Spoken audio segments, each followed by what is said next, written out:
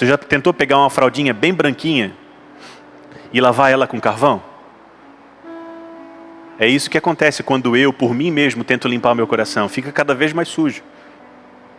Por que fica cada vez mais sujo? Porque eu acrescento às minhas maldades a presunção de achar que eu dou jeito de mim mesmo sem Deus. Vocês que têm dois amores, limpai o coração. Abandona o outro amor. O primeiro grande mandamento, que fala que eu devo amar o Senhor com toda a força, com toda a alma, com todo entendimento, me obriga, exige de mim, que eu não coloque absolutamente nada em pé de igualdade com o Senhor. E nós fazemos pior. Não só colocamos as outras coisas em pé de igualdade, como colocamos acima do Senhor. Isso é grave e mal. Isso é loucura. Josué, diante de 3 milhões de pessoas, faz um discurso e diz: escolhei hoje a quem servais. Eu, porém, e a minha casa, serviremos ao Senhor. Elias, diante dos adoradores de Baal, falou o quê? Escolhei, pois, a quem servis. Se Baal é Deus, sirvam a Baal. Se o Senhor é Deus, sirvam ao Senhor. Em outras palavras, o que ele estava dizendo? Abandona essa duplicidade de coração. Abandona esses dois amores, porque o Senhor não disputa coração com ninguém. Queridos, essa é a 7ª parte da nossa série de ministrações em torno do Sermão do Monte. Eu venho falando nessas últimas 6 semanas que a cada semana era um mergulho mais profundo que o outro. Verdade? Deixa eu falar uma coisa para você. Sabe o que eu descobri? Na real, nós nem mergulhamos ainda. Eu pude perceber essa semana, enquanto meditava na palavra do Senhor, que o máximo que nós fizemos foi como quem vai mergulhar. Entra no barco, espera que o barquinho chegue a um local adequado de mergulho, recebe as instruções e então desce as águas. É mais ou menos assim que eu me percebi essa semana enquanto meditava na palavra do Senhor. E eu achava que já tínhamos mergulhado muito, Betina. Lembra que eu falei, toma cilindro de oxigênio, toma pé de pato daquele longo para mergulhar fundo? Rapaz, tem coisas muito maravilhosas que o Senhor tem revelado nesse Sermão do Monte. E hoje, como não poderia ser diferente, nós vamos tratar da próxima bem-aventurança, que é bem-aventurado ou bem-aventurados os limpos de coração. Abra comigo sua Bíblia em Mateus capítulo 5, versículo 8. Evangelho de Mateus capítulo 5, versículo 8. Eu vejo algumas pessoas com papel, caneta, caderno. Que bom, glória a Deus. Que bom que você está fazendo isso, meu irmão, minha irmã. Isso é vida, isso é saúde para a tua alma. Mateus capítulo 5, versículo 8 diz: bem-aventurados os limpos de coração, porque verão a Deus. Diga comigo, bem-aventurados os limpos de coração, porque verão a Deus. Quem quer ver Deus aqui? Cara, esse é o anseio de toda a alma. Esse é o anseio de toda a criação. Ver o Criador, ver o Senhor, contemplar Ele como Ele é. Esse é o desejo que nos move como cristãos. Esse é o desejo que nos move como filhos e como filhas de Deus. Hoje nós andamos como Moisés andava no passado. Hebreus fala que ele estava firme, olhando para aquele que era invisível. Eu e você vivemos essa esperança. Nós olhamos firmemente para aquele que ainda nos é invisível, mas nós percebemos Ele. E é sobre isso que eu quero falar essa noite, baseado nessa bem-aventurança. Para darmos início, queridos, para que nós possamos compreender pelo menos um pouquinho dessa bem-aventurança, nós precisamos estudá-la, nós precisamos considerá-la com base nas outras que nós já vimos.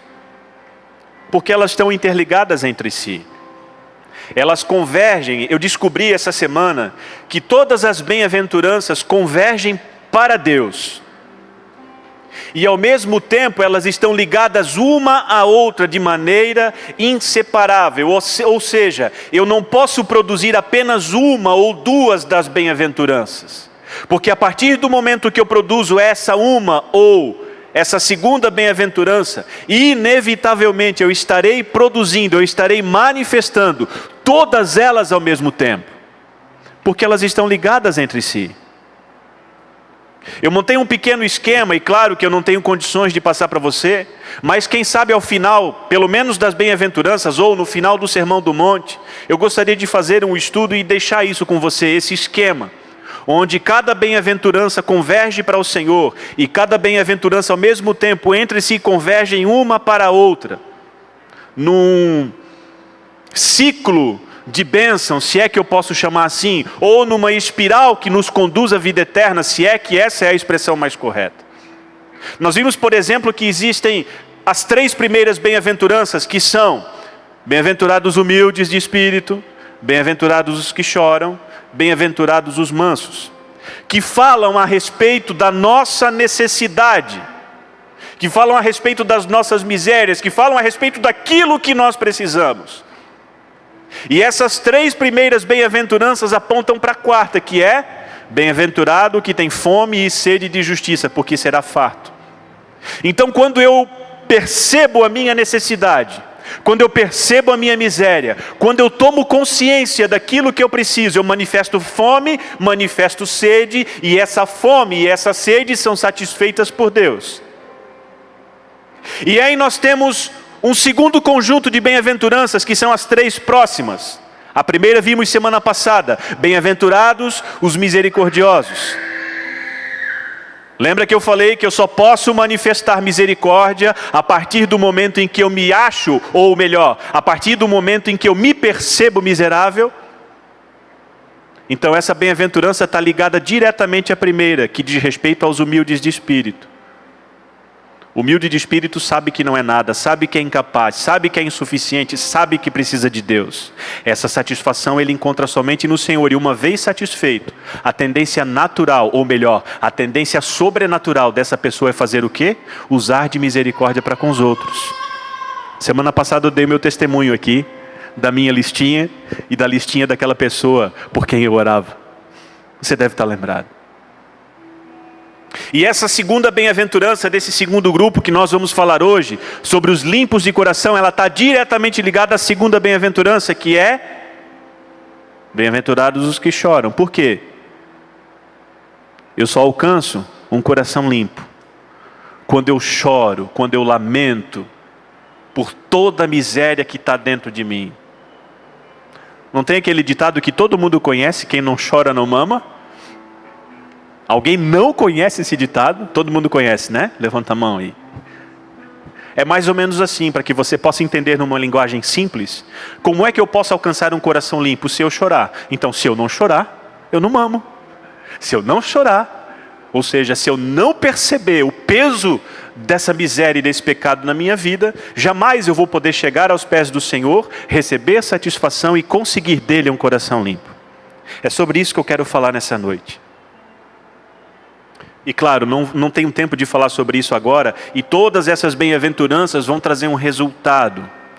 Vão nos tornar parecidos com Deus, parecidos com Cristo. E o fato de nós sermos parecidos com Cristo faz com que o mundo nos ame, faz com que o mundo nos odeie. Aí entra as próximas 2 bem-aventuranças, que fala: bem-aventurados sois vós quando perseguidos, bem-aventurados sois vós quando são injuriados, e por aí vai. Isso é coisa para as próximas semanas, amém, queridos? Então, segundo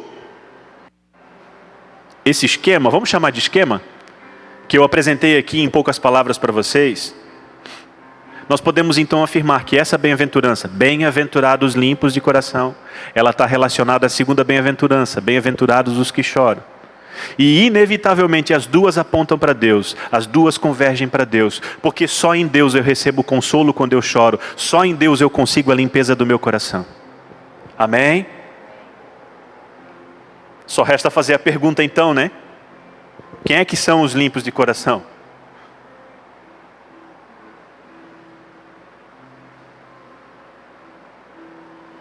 A primeira resposta que eu poderia dar então seria essa: os limpos de coração são aqueles que choram por causa da impureza do seu coração. O limpo de coração é aquele que olha para dentro do seu coração, para dentro de si, e ele conclui: como eu sou sujo. Alguém já se percebeu assim? Cara, eu não valho nada. Meu Deus, que porcaria que eu sou. Temos alguém que já pensou assim, além de mim?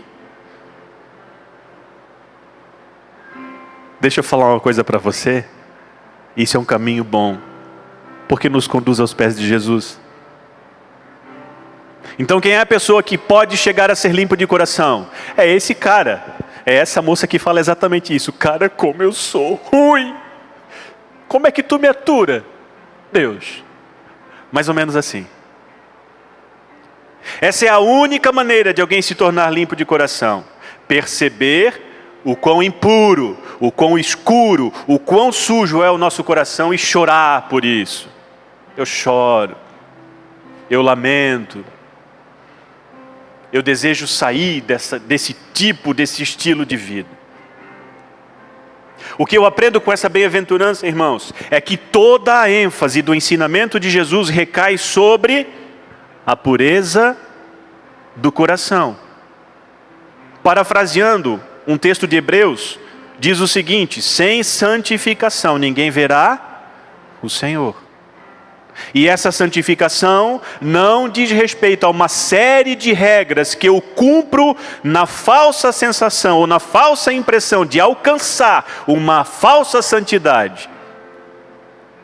Essa santificação não está dizendo respeito ao fato de eu deixar de fazer A, B e C e acrescentar E, F, G à minha vida. Não.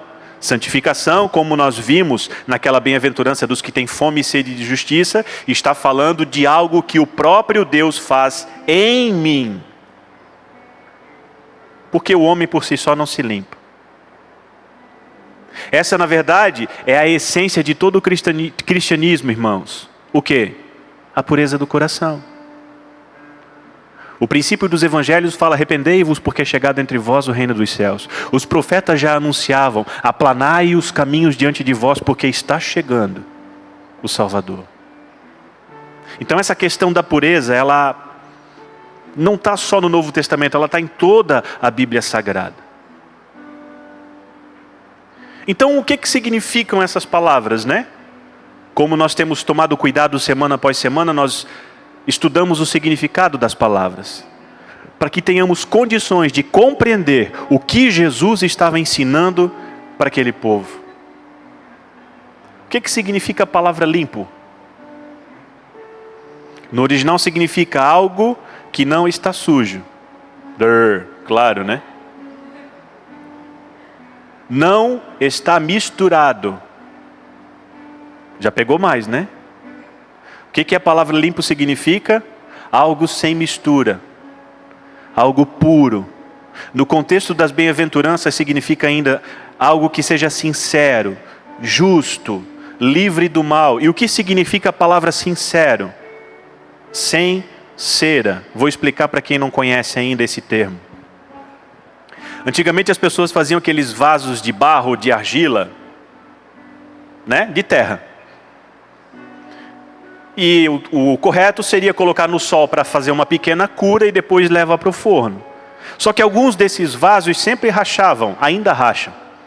E para que a pessoa não perca aquele trabalho e não tenha que eliminar esse vaso rachado, o que eles fazem? Eles passam uma camada de cera para esconder a rachadura. O vaso fica lindo, mas a essência dele está podre, está estragada. Então a palavra sincero, sinceridade, deriva dessa questão. Um vaso rachado que recebe cera para esconder a imperfeição. E o que a palavra limpo significa? Alguém que está sem cera. Ou seja, como nós falamos algumas semanas atrás, a pessoa está nua diante do Senhor. Claro que vocês entendem o que eu quero dizer quando a pessoa está nua, né, irmãos? É que a nossa imaginação é muito fértil. Nós estamos sem máscara diante do Senhor. E coração? O que significa coração? No original significa a sede e o centro da circulação, e portanto, a vida humana. Esse é o significado literal, ou seja, aquela bola de carne que bombeia sangue para todo o corpo. Então, o que significa? É a sede, o centro de circulação e da vida humana. No contexto do Novo Testamento, essa palavra é usada sempre de maneira figurada, de maneira simbólica. E o que significa? Sede dos desejos, sede dos sentimentos, sede dos afetos, sede das paixões e dos impulsos. É o centro do ser e da personalidade do indivíduo. Essa palavra coração inclui mente, inclui vontade e inclui as emoções, ou seja, ela considera o homem na sua totalidade.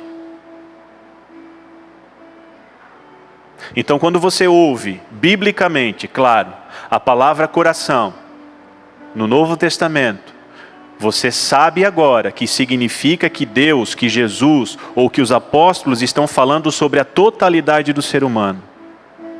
É diferente daquela palavra coração que eu e você usamos para expressar algo que não diz respeito à nossa razão, mas só à nossa emoção. Não tem aquele que pensa com o coração e não com a cabeça? Não é isso que a Bíblia fala. Quando a Bíblia fala coração, está se referindo à totalidade do ser humano, a toda a essência do ser humano. E como eu falei, o coração, ele ocupa um lugar central no ensinamento de Jesus. O Evangelho começa pelo coração. Na verdade, como já falei também, cada página das Sagradas Escrituras está permeada com esse assunto. Você encontra a questão do coração de Gênesis a Apocalipse. Ou seja, você encontra a totalidade do ser humano sendo tratada por Deus lá no Éden até o Apocalipse. Interessante, irmãos, que existem muitos pensadores do nosso tempo, aliás, de 100 anos para cá. E aí entra Karl Marx, entram os filósofos de plantão, entram os pensadores modernos, até alguns pregadores, que falam que o que deixa o homem mau é o ambiente onde ele está inserido. Isso é uma mentira diabólica. Quem nunca pensou assim, cara, para eu ficar bem, eu preciso mudar de emprego? Alguém já pensou assim? Não, cara, para eu me dar bem no colégio, eu preciso mudar de escola. Ou, cara, eu não vou para frente naquela igreja, eu sou obrigado a mudar. Porque tais pessoas julgam que o ambiente é que as faz. Existe até um ditado popular que fala que o meio faz o homem. Quem já ouviu isso? Mentira. É antibíblico. Porque todo problema reside no coração do homem. Quer um exemplo? Só umzinho. Vai ler as primeiras páginas do livro de Gênesis. Aonde aconteceu o primeiro erro? Num ambiente perfeito. O Éden era um lugar de maravilhas, era um lugar de delícias, era um lugar onde o homem desfrutava de comunhão plena, absoluta, sem reservas com o próprio Deus. Deus vinha todo finalzinho de tarde conversar com o homem e com a mulher. E foi ali, num ambiente perfeito, num ambiente mais que ideal, que aconteceu o primeiro pecado, o primeiro erro. Prova que o problema não está no local onde o ser humano está inserido, e sim no seu próprio coração. Amém? Tudo provém do coração, irmãos. Os problemas, as misérias, as dificuldades, as guerras, as maldades, as brigas, as fofocas, as intrigas, a maledicência. Aumenta a lista aí com o que você quiser. Você lembrou de alguma coisa ruim? A origem está aqui, Não está no ambiente onde você se insere. Então, muito pouco ou quase nada, para não falar absolutamente nada, vai mudar na tua vida se você mudar o ambiente. Porque o que precisa ser mudado é a tua essência, é o teu coração, é a minha essência, é o meu coração. Onde foi que Jesus fez a diferença? No Calvário. Entre pessoas queridas? entre traidores, pessoas que lhe cuspiram na face, pessoas que lhe esbofetearam, pessoas que bateram com um porrete na cabeça dele, pessoas que chicotearam ele a ponto de aparecerem os seus ossos, pessoas que caçoavam dele enquanto ele estava pendurado na cruz, dizendo: tu não é Deus, sai daí então. Ali ele conseguiu ser perfeito, porque a questão envolve o coração. A questão envolve a totalidade do ser humano. E eu vou provar isso pela Bíblia Sagrada. Eclesiastes capítulo 9, versículo 3. Fala que o coração do homem está cheio de maldade. O coração do homem é cheio de desvarios, diz o livro de Eclesiastes. O próprio Jesus, ou melhor, o próprio Deus, já no comecinho das Escrituras, lá no livro de Gênesis, fala que todo o desígnio do coração do homem é mal continuamente. Vamos abrir esse texto? Vai lá, Gênesis capítulo 6.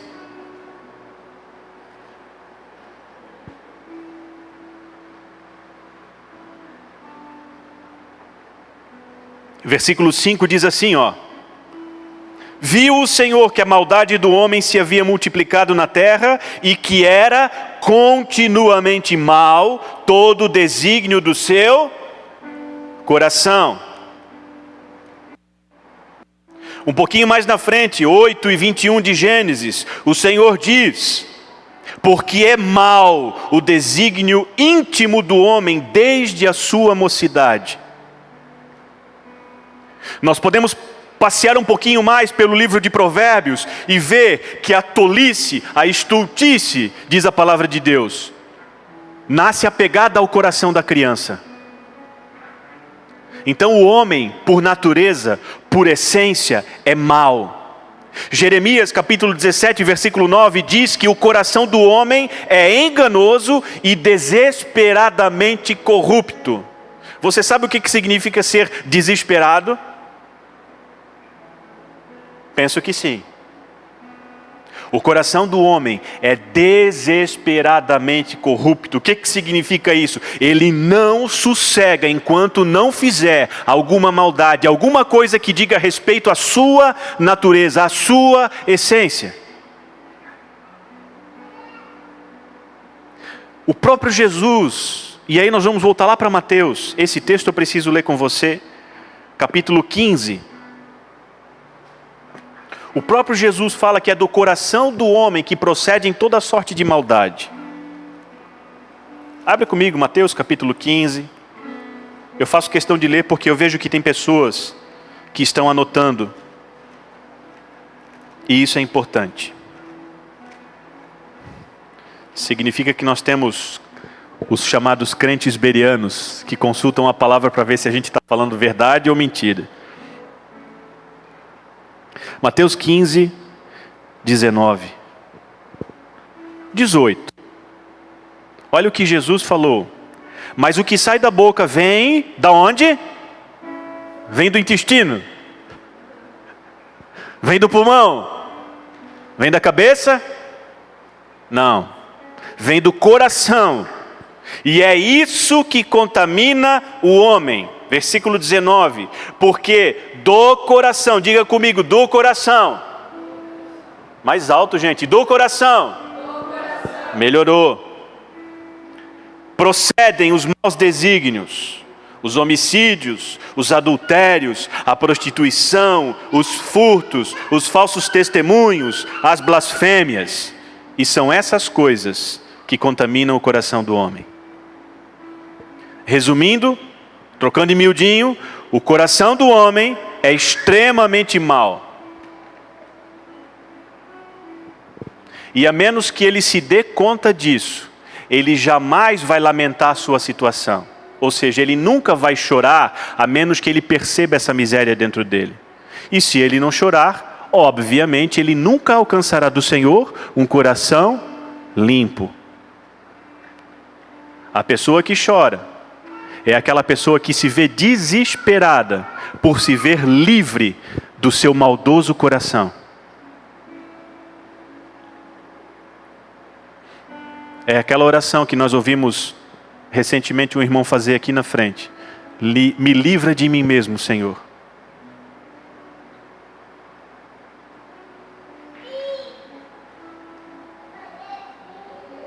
Vamos seguir? Essa bem-aventurança fala que só quem tem o coração limpo vai ver a Deus. É isso que diz? Logo, é preciso frisar, como falamos em cada bem-aventurança, que essa também fala de coisas espirituais. Porque o homem natural não consegue produzir essa limpeza nele próprio. É igual enxugar gelo. Alguém já tentou enxugar gelo? Não dá, né? Você já tentou pegar uma fraldinha bem branquinha e lavar ela com carvão? É isso que acontece quando eu, por mim mesmo, tento limpar meu coração. Fica cada vez mais sujo. Por que fica cada vez mais sujo? Porque eu acrescento às minhas maldades a presunção de achar que eu dou jeito de mim mesmo sem Deus. Então a minha situação fica pior, muito pior. A gente sabe, a gente viu que o coração do homem é mau, por natureza, por essência, e que por isso, por esse motivo, é impossível que essa pessoa se limpe a si própria. Ela precisa de Deus. Essa é a questão que envolve a necessidade do novo nascimento. Por que eu preciso nascer de novo? Porque a minha natureza humana, carnal, terrena, não presta para o céu, não entra no céu. Por isso Jesus disse para Nicodemos: necessário te é nascer de novo. Ou seja, a tua natureza antiga precisa morrer, precisa ser sepultada, para que você seja nova criatura, criada segundo a minha pessoa, disse Jesus. Criada segundo Deus, criada segundo o Espírito. E aí sim, essa nova natureza tem condições de, pelo Espírito, ir limpando o coração. Amém, queridos? Bora lá então, o que significa então ser limpo de coração? Uma vez que nós vimos o significado da palavra limpo, que significa sem mistura, e uma vez que nós vimos o significado da palavra coração, que fala a respeito de da totalidade do ser humano. O que significa isso? Significa ser sem hipocrisia, sem cera. Essa da cera eu tenho certeza que vocês vão gravar. Irmão, meu vaso está todo rachado, tem uma cera aí? É sem cera. Ser limpo de coração fala de uma devoção não dividida, e é aqui que mora o perigo. Esse é o nosso problema, é que o nosso coração ele é dúplice. O nosso coração ele está cheio de mistura. O apóstolo Paulo ele esclarece isso muito bem em Romanos capítulo 7, vamos ler esse versículo. Romanos capítulo 7. Se você tiver a sua Bíblia aí, pode acompanhar comigo. Você que está anotando, pode anotar.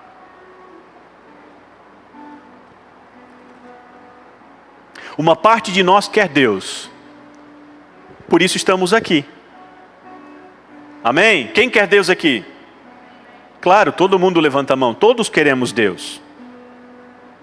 Então uma parte de nós se agrada das coisas do Senhor, deseja o Senhor, mas outra parte de nós, por causa da nossa natureza de pecado, deseja um monte de outras coisas. E aí o nosso coração fica dividido.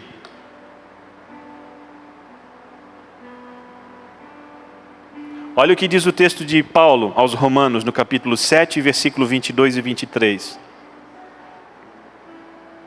Porque no tocante ao homem interior, preste atenção. No tocante ao homem interior, quem é o homem interior? É aquela pessoa que já teve conhecimento de Cristo. É aquela parte de você que quer o céu. É aquela parte de você que sabe que precisa de Jesus. Porque no tocante ao homem interior, tenho prazer na lei de Deus. Mas vejo nos meus membros outra lei, que guerreando contra a lei da minha mente, me faz prisioneiro da lei do pecado que está nos meus membros. Eu vou ler o 24. Desventurado homem que sou, quem me livrará do corpo dessa morte? Ou seja, quem vai me libertar de mim mesmo? E versículo 25 traz a resposta: graças a Deus por Jesus Cristo, nosso Senhor. Quem é que pode nos libertar dessa duplicidade? Jesus. Quem é que pode fazer o nosso coração sem cera? Jesus. Quem é que pode remover de uma vez por todas essa tendência pecaminosa que guerreia dentro de nós? Jesus. Lembre-se, a menos que essa natureza terrena, carnal, e arrisco dizer diabólica, seja exterminada pela ação do Espírito em nossas vidas, de maneira nenhuma nós chegaremos a ver o Senhor. Por quê? Ele é santo e nele não há treva nenhuma. Se lermos o livro de Apocalipse, capítulo 21, capítulo 22, nós poderemos constatar que só entrará naquela cidade aqueles que estiverem suas vestes lavadas no sangue do Cordeiro, aqueles que estiverem puros, sem mistura. Irmão, então é impossível. E aqui está a boa notícia. Sim, é impossível a mim, é impossível a você. Jesus torna isso possível. O Evangelho torna isso possível. E isso é graça. E o que eu tenho aprendido com essas bem-aventuranças? Que elas são a mais pura, a mais plena, a mais absoluta, a mais grandiosa manifestação da graça de Deus que é dada ao ser humano. Porque nenhuma dessas bem-aventuranças é possível ao homem natural. Eu e você não conseguimos ser humildes por nós mesmos. Eu e você não conseguimos ser mansos por nós mesmos. Eu e você sequer choramos por causa das nossas misérias por nós mesmos. Por isso que o Espírito Santo do Senhor veio para a terra, para convencer o mundo do pecado, do juízo, da justiça. Não nessa ordem necessariamente. Do pecado, da justiça e do juízo. Então, se o Espírito de Deus não agir no homem, ó, coitado.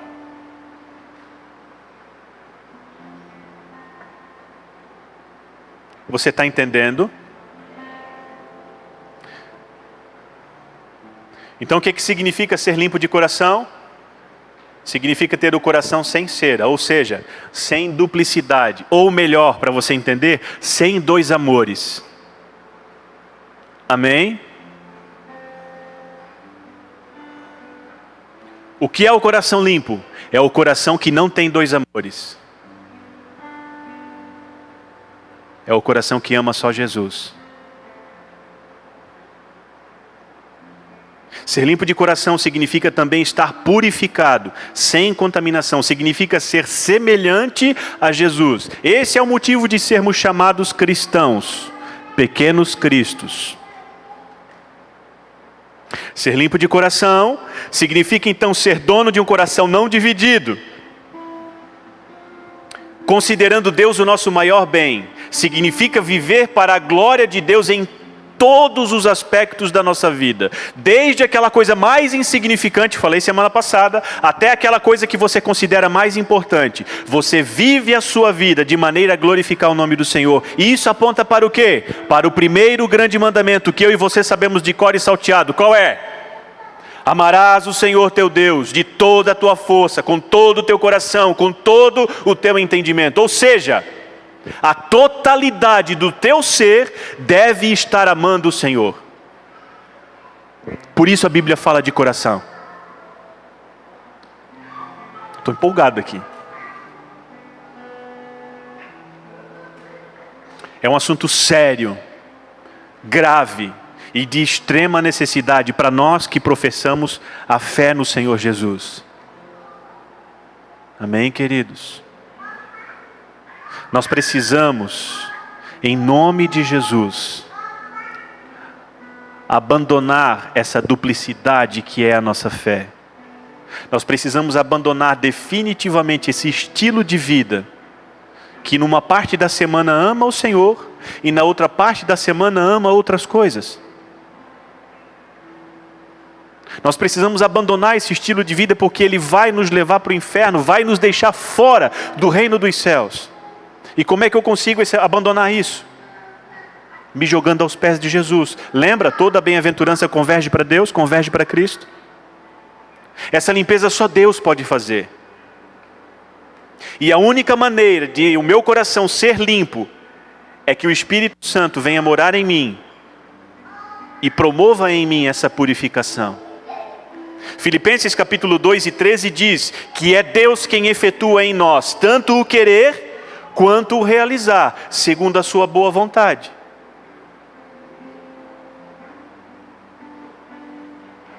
Por isso Jesus deixou o Espírito Santo, porque ele sabia que o homem sem o Espírito jamais conseguiria chegar lá. O homem sem o Espírito, a mulher sem o Espírito de Deus, não consegue amar só o Senhor.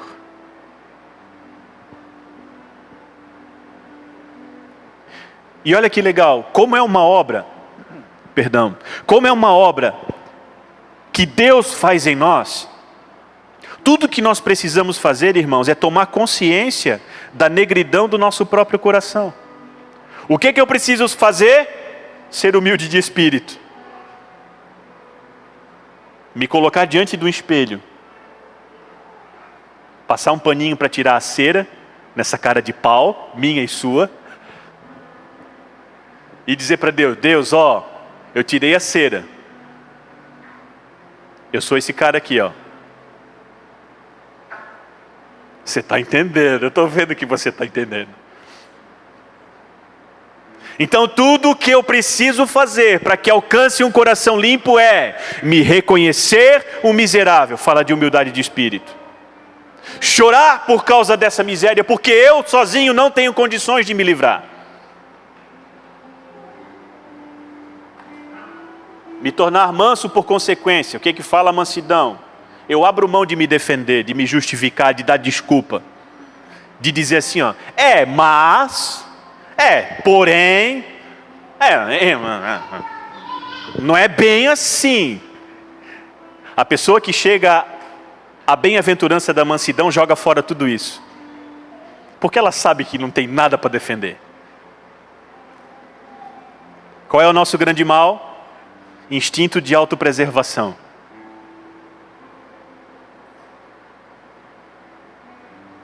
E o que a bem-aventurança me ensina? Abandona isso. Não serve para nada. Tá, então quer dizer que eu vou ficar de bracinho cruzado, esperando que de repente o Senhor do céu olhe para mim, numa hora que ele tem um tempinho, porque ele anda muito ocupado? Achei! E limpe meu coração? Não. Lembra o que diz Filipenses 2,13? Ele opera em nós o querer e o realizar. Se o Espírito Santo mora dentro de mim, ele vai colocar em mim o desejo por purificar o meu coração. E ele não só vai colocar o desejo por limpar o meu coração, ele vai me conduzir a uma ação. Você está entendendo? Aí eu sou obrigado a citar de novo o que Tiago cita tão maravilhosamente bem. Mostra-me a tua fé sem obras, e eu com as obras te mostro a minha fé. Ou seja, a minha e a tua ação evidenciam que o Espírito de Deus está trabalhando em nós. Se você não der um passo na direção do Senhor, significa que o Espírito de Deus não está em você. Perdoe-me falar nesses termos, mas é exatamente assim que acontece. Só se achega a Cristo aqueles que o Pai envia.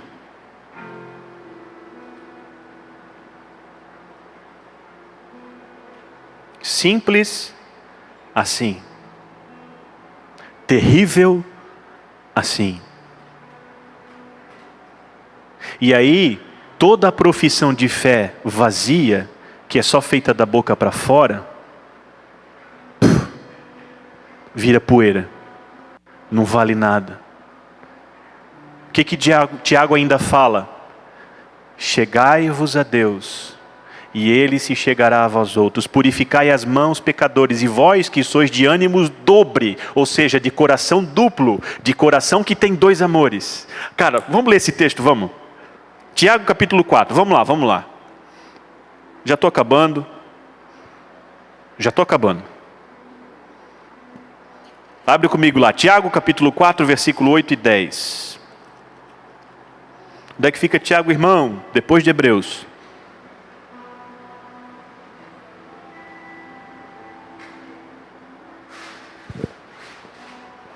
Então primeiro Tiago fala o quê? Me mostra essa fé sem obras. E eu com as minhas obras, ou seja, eu com minhas ações, mostro para você que a minha fé é de verdade. Aí mais na frente o que ele diz? Capítulo 4 do livro de Tiago, ou da carta de Tiago, versículo 8 até o 10 diz assim: chegai-vos a Deus. Como é que eu posso me chegar a Deus? A partir do momento que o Espírito Santo habita em mim. Deixa eu trazer uma palavra de esperança para você. O Espírito habita em você. Como é que tu sabe, irmão? Você acha que estaria aqui se o Espírito não estivesse agindo em você? Sabe o que eu aprendo pela Sagrada Escritura? O homem natural não procura Deus. Mas eu sou podre, eu sou miserável, eu não valho nada. Glória a Deus, seja bem-vindo ao reino dos céus. Então alegra o teu coração, moço, moça, porque se você está aqui hoje, é sinal evidente de que o Espírito está agindo em você. Chegai-vos a Deus. Hoje estamos fazendo isso, nos achegando a Deus. E Ele se chegará a vós outros. Olha que interessante. Ele mesmo me faz chegar perto dEle para que Ele se aproxime de mim. Aí quando eu leio aquele texto que diz, porque Ele nos amou primeiro, cara, é muito intenso esse amor. Ele nos amou tanto a ponto de nos fazer chegar a Ele. Olha que lindo. Às vezes eu piro aqui o cabeção porque é muita coisa, tá? Mas eu fico maravilhado com tanta profundidade. Chegai-vos a Deus e Ele se chegará a vós outros. Purificai as mãos, pecadores. E vós que sois de ânimo dobre, vós que sois de coração duplo, vocês que têm dois amores, limpai o coração. Abandona o outro amor. O primeiro grande mandamento, que fala que eu devo amar o Senhor com toda a força, com toda a alma, com todo entendimento, me obriga, exige de mim, que eu não coloque absolutamente nada em pé de igualdade com o Senhor. E nós fazemos pior. Não só colocamos as outras coisas em pé de igualdade, como colocamos acima do Senhor. Isso é grave e mal. Isso é loucura.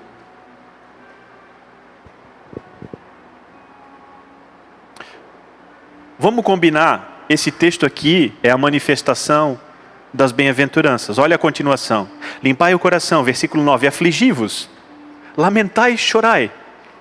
Converta-se o vosso riso em pranto e a vossa alegria em tristeza. Humilhai-vos na presença do Senhor e Ele vos exaltará. É ou não é a manifestação plena das bem-aventuranças?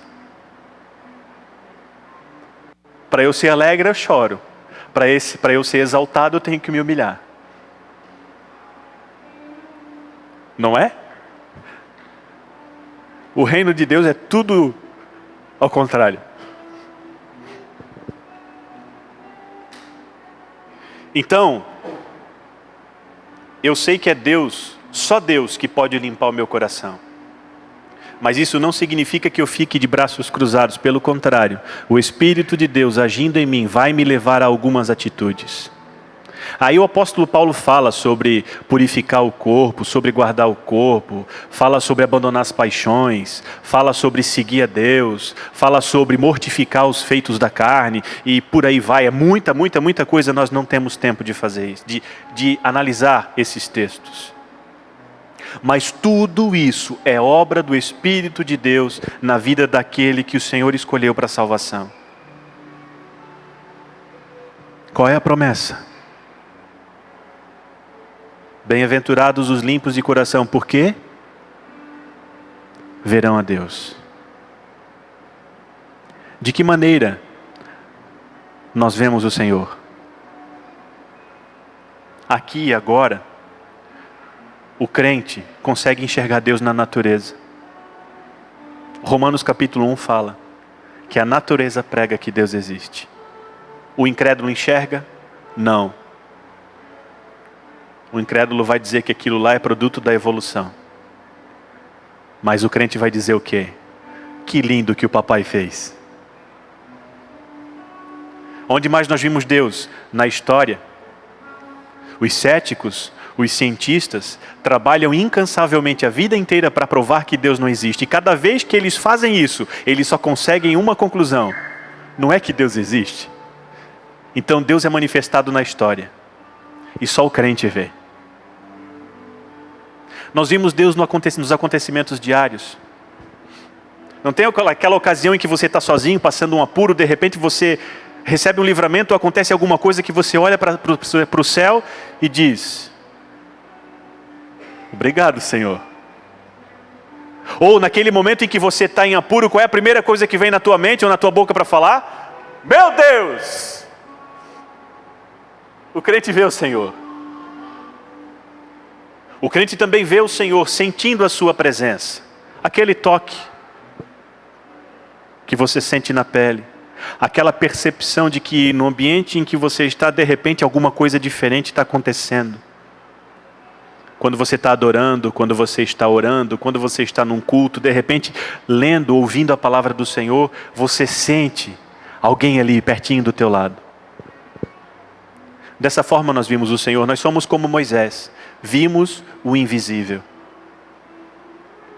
Mas a promessa vai além, ela diz respeito à eternidade. Ela fala que haverá um dia em que aqueles que tiverem os seus corações limpos, ou seja, aqueles que tiverem um só amor no seu coração, verão a Deus face a face como Ele é.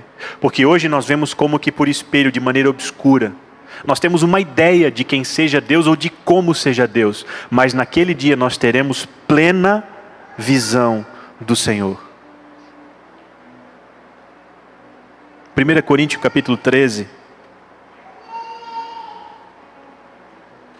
1 Coríntios capítulo 13, versículo 12. Olha o que diz o texto.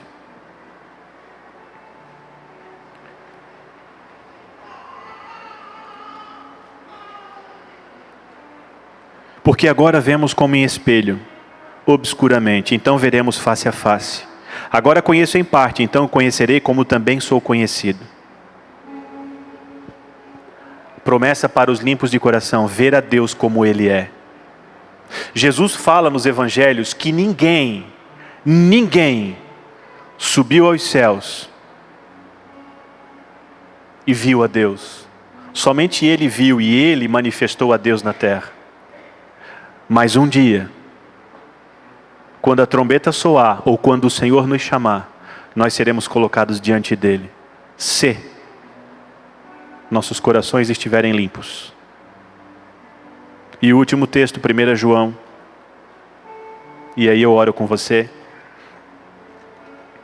1 João, lá no finalzinho do Novo Testamento, capítulo 3, versículo 2. Aqui traz a manifestação da promessa em um conselho, e com esse conselho eu encerro. 1 João capítulo 3, versículo 2 diz assim: amados, agora somos filhos de Deus. Quem aqui é filho de Deus? Amém. E ainda não se manifestou o que haveremos de ser. Sabemos que quando Ele se manifestar, seremos semelhantes a Ele. Queridos, esse processo de purificação, de santificação, ele é pleno e acontecerá até o dia de Cristo. Uma certeza o crente pode ter, de que quando chegar a hora, os nossos corações estarão mais limpos, mais alvos do que a neve. Porque Ele vai se deixar trabalhar pelo Senhor. Amados, agora somos filhos de Deus e ainda não se manifestou o que haveremos de ser. Sabemos que quando Ele se manifestar, seremos semelhantes a Ele, porque haveremos de vê-lo como Ele é. E o conselho no versículo 3 diz: e a si mesmo se purifica todo o que nele tem essa esperança, assim como Ele é puro. Eu vou repetir esse conselho para nós orarmos. E a si mesmo se purifica todo o que nele tem esta esperança. Que esperança? De ver o Senhor face a face, de ver o Senhor como Ele é. Quem tem essa esperança, a si mesmo se purifica da mesma forma como ele é puro. Você entendeu? O Espírito Santo age nos nossos corações e nos conduz a uma ação que nos faz querer purificar a nossa vida. O que eu faço? Eu começo a abandonar outros amores. Josué, diante de 3 milhões de pessoas, faz um discurso e diz: escolhei hoje a quem servais. Eu, porém, e a minha casa serviremos ao Senhor. Elias, diante dos adoradores de Baal, falou o quê? Escolhei, pois, a quem servis. Se Baal é Deus, sirvam a Baal. Se o Senhor é Deus, sirvam ao Senhor. Em outras palavras, o que ele estava dizendo? Abandona essa duplicidade de coração. Abandona esses dois amores. Porque o Senhor não disputa coração com ninguém. Se coloque de pé.